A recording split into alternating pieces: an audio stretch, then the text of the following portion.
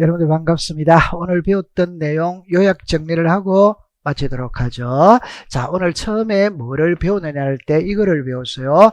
여러분들이 여기서는 두 가지를 크게 공부를 해볼게요. 하나는 단독 신청이냐 공동 신청이냐고, 하나는 신청 의무가 있냐 없냐, 요 두 가지를 갖고 공부를 해보는 겁니다.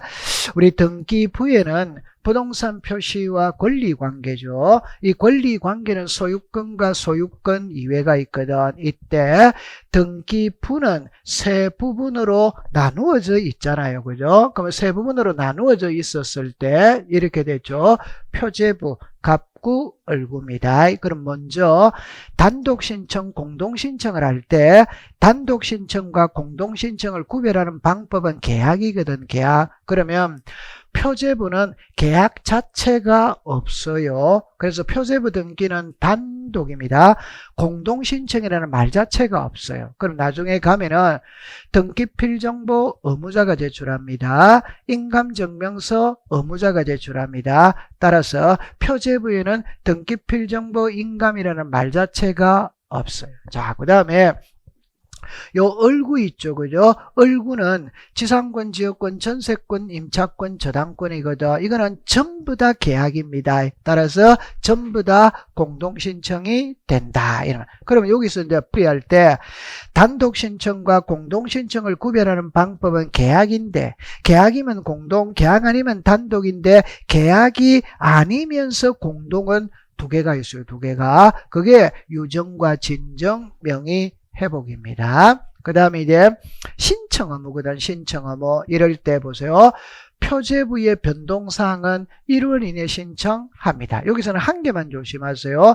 표제부는 부동산 표시거든. 그 다음에 이 부동산이 없어진 등기가 멸실 등기예요. 따라서 표제부에는 등기가 두 개밖에 없습니다. 하나는 부동산 표시의 변경이고 하나는 멸실 등기입니다. 그러면 부동산 표시 변경 등기는 1월이고 멸실 등기는 1월이고, 그러나 존재하지 아니하는 건물에 대한 멸실 등기는 지체 없이에요. 그 다음에 요 을구 있죠. 을구는 의무가 없어요. 자, 그러면 이제 갑구로 가는데, 갑구는 60일이거든. 그럼 여기서는 크게 두 가지를 구매합니다. 하나는 편무계약이 있고 쌍무계약이 있어요. 편무계약은 계약의 효력이 발생한 날로부터 60일이고 쌍무계약은 반대급부 이행이 완료된 날로부터 60일. 요거는 단순한 거예요. 그런데 미등기 부동산에서 매매하였다면 소유권 보존 등기가 있거든. 이때는 계약을 체결할 당시 보존 등기를 할 수 있는 경우에는 계약 체결일로부터 60일이고, 계약을 체결할 당시 보존 등기를 할 수 없었고 계약 체결 후에 할 수 있는 경우라면 할 수 있는 날로부터 60일입니다. 그걸 정리해 두면 돼요. 이걸 지적으로 오면은 등록 말소는 90일이죠. 도시개발사업 신고는 15일입니다. 나머지 신규 등록 전환, 분할합병, 지목 변경은 60일이죠. 그래 이해해 두시면 돼요. 자, 그 다음에 이제 신청 정보거든.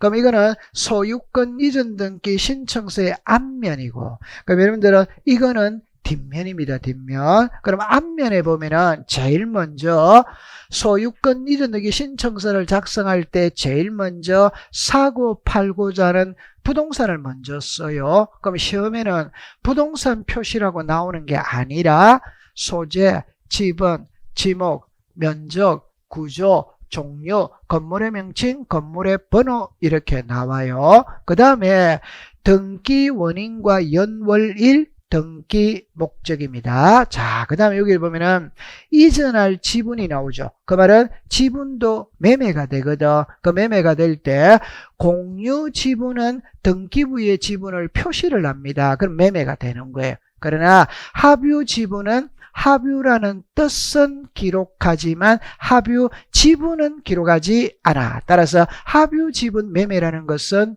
없어요. 그 다음에 의무자와 권리자거든. 자, 여기서 포인트는 이 주민등록번호는 둘 다 씁니다. 그러나 주민등록번호를 증명하는 정보는 의무자는 제공하지 않아요. 권리자는 제공해요.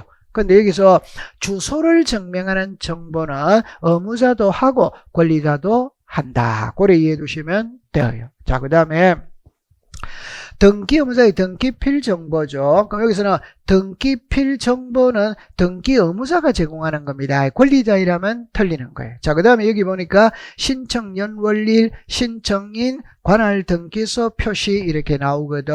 그럼 여기서 신청인이 있죠. 그럼 여기도 역시 성명, 주소, 주민등록번호. 그러면 크게 네 사람만 따갑니다. 대리인입니다. 대리인. 대리인은 신청서에는 쓰지만 등기부에는 안 써요. 그럼 주민등록번호가 필요가 없다. 두 번째는 법인이 있고 법인 아닌 사단, 재단이 있거든. 법인의 대표자는 등기부에 이름이 올라가지 않아요. 그럼 주민등록번호가 필요가 없어요. 그러나 비법인의 대표자는 등기부에 이름이 올라갑니다. 주민등록번호가 필요해. 그 다음에 이제 대위자가 있고 피대위자가 있어요. 대위자는 채권자입니다. 피대위자는 채무자입니다. 둘 다 등기부에 이름이 올라가. 그러나 채권자, 대위자는 신청인으로서 등기부에 이름이 올라가니까 대위자, 채권자는 주민등록번호가 필요가 없어요. 그러나 피대위자는 명의인으로서 올라가거든. 그럼 주민등록번호가 필요해. 네 번째는 저당권자가 있고 채무자가 있어요. 이때 저당권자가 권리자입니다. 그럼 저당권자는 주민등록번호를 써야 돼요. 채무자는 권리자가 아니기 때문에 주민등록번호가 필요가 없다. 고래 정리해두면 돼요. 자, 그 다음에 이제 여기 등기필 정보 이렇게 나오거든. 요 제공이라는 말은 등기를 신청할 때, 이걸 예쁘게 말하면 등기필 정보는 공동신청 및 성소환 등기의무자가 판결서를 가지고 소유권 이전 등기를 단독 신청할 때 신청 정보의 내용으로 제공한다 이렇게 나와요. 그래서 공동신청은 전부 다 합니다. 전부 다. 단독 신청은 한 개밖에 없어요. 성소환 등기 의무자. 그 다음에 작성하여 통지는 등기가 끝났다면 법에는 이렇게 나옵니다. 새로운 권리에 관한 등기를 마쳤을 때 등기필 정보를 작성하여 등기 권리자에게 통지한다 이라거든. 그러면 요 새로운이 보존 등기, 설정 등기, 이전 등기고 권리에 관한 등기가 얼굴을 말해요. 따라서 표제부에는 등기필 정보라는 말이 없어. 그러면 여기에 등기 완료 통지죠. 그죠? 그럼 여기서 이 4명은 성소환 등기의무자, 채권자, 대위신청, 직권 벌어등기, 나머지 공유자는 본인이 신청하지 않았기 때문에 등기필 정보는 작성하지 않고 등기 완료 통지만 한다. 관공서는 등기필 정보 자체를 제공을 안 합니다. 그러니까 작성할 필요도 없어요. 그 대신 등기 완료 통지는 한다. 그걸 정리해 두시고, 여러분들 여기서 전자신청이거든. 그거는 법인 아닌 사단재단은 전자신청할 수 없다. 그것만 딱, 우리가 다른 표현으로 말하면은 자연인과 법인은 전자신청할 수 있고 비법인은 전자신청할 수 없어요. 그 다음에 대리인은 있잖아요. 전자신청의 대리인은 자격자 대리인, 변호사, 법무사만 되어요. 그러나 방문신청의 대리인은 제한이 없다. 그래 이해해 두시면 되어요. 자, 그래서 오늘 여기까지 공부를 했습니다. 나머지 부분은 다음 주에 뵙도록 공부하도록 하죠. 고생을 했어요.